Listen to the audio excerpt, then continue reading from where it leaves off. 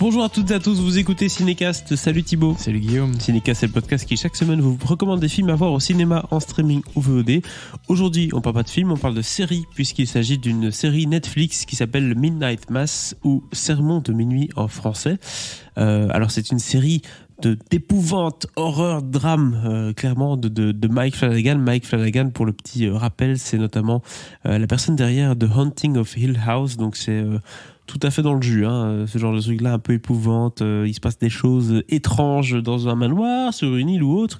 Ici, il est question du coup d'une communauté qui fait face à des événements miraculeux et à de sombres présages après l'arrivée d'un prêtre mystérieux. On n'en dit pas beaucoup plus, mais en tout cas, on s'écoute un extrait d'abondance. Welcome home, honey, where you belong. Is this the place we used to love? Is this the place that I've been dreaming of? I know you struggled with what happened. With what I did. Yes, with what you did. But help is here. Alors Thibaut, j'ai l'impression qu'avec Midnight Mass ou Sermon de minuit, on est tout à fait dans le jus de Mike Flanagan. C'est son terrain de chasse, comme on dit.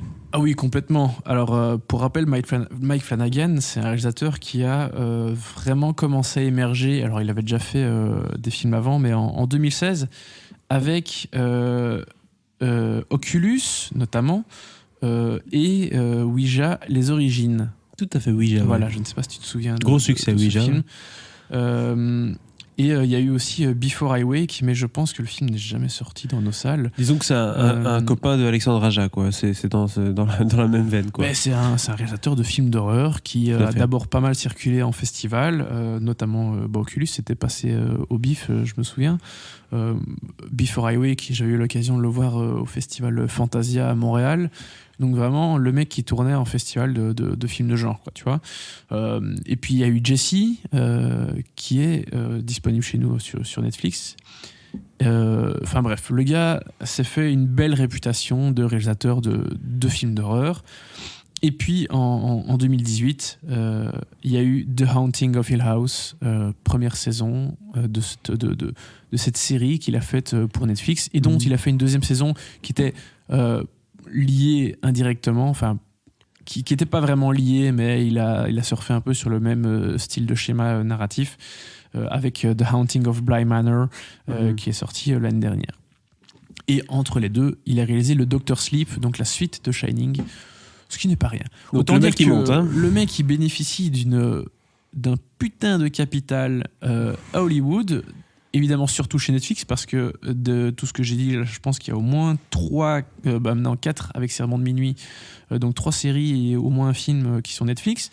Et il y a déjà une nouvelle série qui est annoncée pour a priori l'année prochaine ou dans 2 ans, je ne sais plus exactement, adaptée d'écrits de Edgar Allan Poe. Autant dire que voilà, Mike Flanagan, c'est vraiment le type qui est un peu incontournable au niveau du cinéma de genre, particulièrement des films et séries d'horreur. Bah, c'est Monsieur Genre chez Netflix, voilà. Mais non, c'est un peu ça la case qui coche.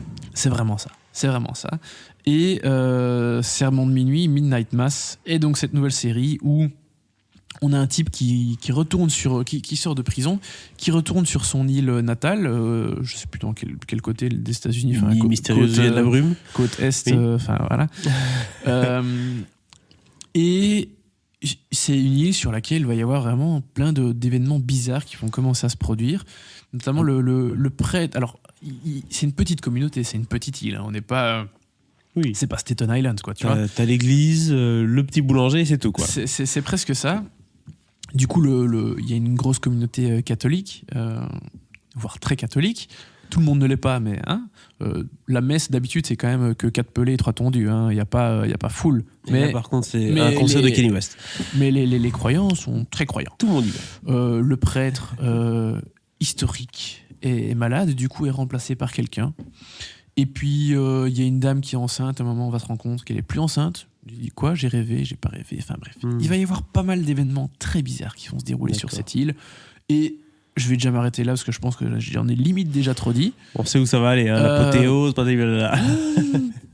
Alors, j'ai compris ce vers quoi on allait après 2-3 épisodes, mais je trouve que le film réserve pas mal de surprises. Et la grande force de Flanagan, pour moi, c'est l'écriture de scène, enfin,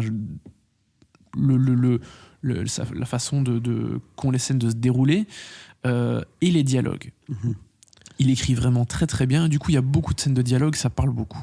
Mais ça parle bien, comme on dit. Mais ça parle bien, et c'est très intéressant, et c'est hyper important.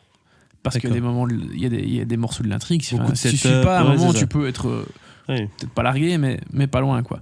Donc, vraiment, l'écriture, il bosse ça à crever. Et c'est pas pour rien qu'il est un peu adulé, j'exagère peut-être un petit peu, mais si on dit autant de bien de son travail depuis un moment, c'est pas pour rien, quoi. Je veux dire, Haunting of Hill House et of Bly Manor, ça a eu un gros succès. Personne n'a démonté les séries.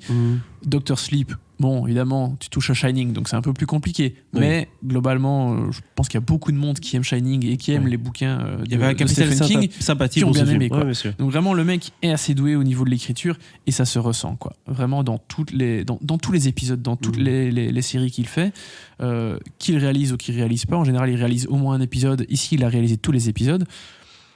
C'est assez canon, quoi. Son seul défaut, c'est d'être sorti une semaine après Squid Game, mais ça, c'est encore autre chose. Du coup, il est passé un peu. Squid Game a commencé à exploser un peu plus tard. Hein. C'est vrai, il a fallu au vrai. moins 3 semaines pour que tout le monde commence à vraiment parler de Squid Game. Donc, en tout cas, je peux dire que les amateurs de cinéma de genre attendaient de pied ferme cette nouvelle série de Mike Flanagan. Et a raison, parce qu'à nouveau, c'est très très bien. Comme je l'ai dit, c'est super bien écrit, mais c'est aussi très très bien mis en scène, parce que le mec, il sait y faire. Et vous pouvez regarder ses films, il y en a certains qui sont un peu moins bien, genre Before I Wake, c'est un peu moins bien, mais Hush, Jesse, c'est vraiment solide.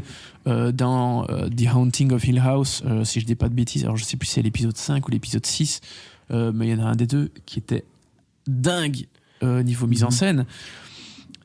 Le mec sait y faire, il connaît tous les outils, toutes les astuces pour créer de la peur. Bon, évidemment, il y a des jumpscares, mais il n'y a pas que ça. Je veux dire, tu crées pas de la peur qu'avec des jumpscares. Le truc, ouais, c'est ça. Il sait créer de l'ambiance, et c'est pour ça que tu regardes, parce que voilà, ça parle beaucoup, mais il y a un putain de truc au niveau de l'ambiance, et c'est génial à suivre, quoi. C'est clair. Donc en tout cas, c'est clairement une série à part entière sur Netflix à regarder si vous êtes amateur de ce genre-là. Est-ce que tu as un dernier mot à dire sur éventuellement le casting? On n'a pas beaucoup parlé. Bah oui, un petit mot rapide sur le casting, parce que vous reconnaissez, vous avez déjà vu notamment The Haunting of Hill House et The Haunting of Bly Manor. Vous allez reconnaître quelques têtes, notamment celle de Annabeth Gish ou de Raoul Coley, qui ici joue le shérif, le nouveau shérif de l'île, parce qu'à nouveau, c'est intéressant, j'en ai pas parlé, mais c'est un shérif musulman qui arrive sur l'île. D'accord. Autant dire qu'à nouveau, scénaristiquement, il y a plein de choses à dire. Au niveau de la narration, il y a plein de choses qui se déroulent à ce niveau-là. Il y a évidemment Kate Siegel, qui est l'épouse de Mike Flanagan et qui était dans à peu près tous ses trucs, ou presque. En tout cas, depuis qu'ils se sont rencontrés, elle est dans tous ses films. Donc voilà, il y a pas mal de têtes connues. Et puis, vous allez retrouver aussi Hamish Linklater, qui est exceptionnel dans le rôle du nouveau prêtre de l'île. Et puis le personnage principal, Zach Gilford, acteur principal de la série Friday Night Lights, mais ça tu en parleras bien mieux que moi parce que je ne l'ai pas vu. Oui, bon, il est assez rare, hein. On le voit pas beaucoup. Hein. Non, ça reste un comédien. Voilà. Il y a eu plusieurs survivants, Taylor Kitsch, n'en parlons plus. Mais Taylor qui ? Oui, c'est ça. Donc voilà, donc il y a eu peu de survivants et lui, voilà, il fait son petit truc. Ouais, il fait son petit bonhomme de chemin dans son coin, il ne demande rien à personne et voilà, donc c'est sympathique de le voir là-dedans en tout cas. Ouais, vraiment il est super. Et regardez la série, vraiment c'est très très intéressant, c'est super bien écrit.